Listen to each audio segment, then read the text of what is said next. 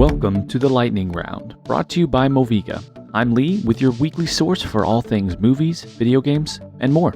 Now grab your ponchos and let's catch up on this week's news. In a recent interview with GQ, Christian Bale made a comment that he owes much of his career to Leonardo DiCaprio. Turns out many of his roles were originally passed on by the thespian. Any role that anybody gets is, quote, only because he's passed on it beforehand. I can't believe we didn't get She-Hulk DiCaprio. How selfish can you be, Leo? This week we got a new trailer for David Harbour as Santa Claus in Violent Night. It pretty much looks like Die Hard meets John Wick. It might be pretty cool to actually get a Die Hard type of movie that is a Christmas movie, because, you know, that doesn't exist, right?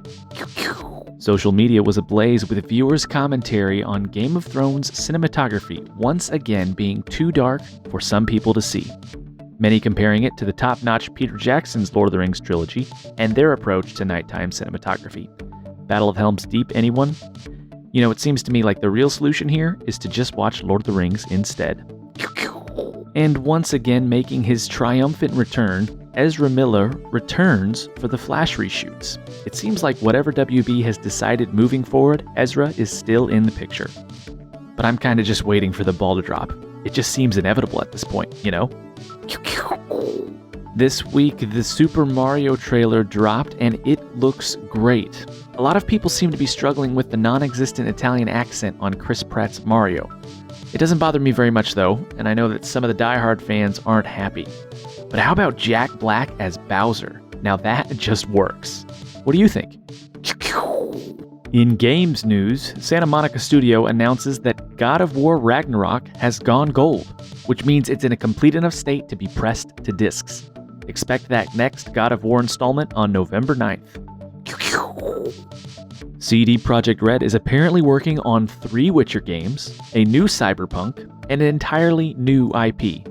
Now, I really was hoping that that failed launch of Cyberpunk was just a fluke and that they would get their stuff together. The studio seems to be on the right track now, but I guess only time will tell. Although we did find out that The Witcher 4 Polaris is at least 3 years away. Come on, 2025. Well, it looks like the storm has passed. Be sure to check out the Moviga podcast on Spotify, Apple Podcast, or anywhere you listen to that sort of thing, where we're talking all things movies, video games, and more. I'm Lee, and thanks for joining me this week for The Lightning Round.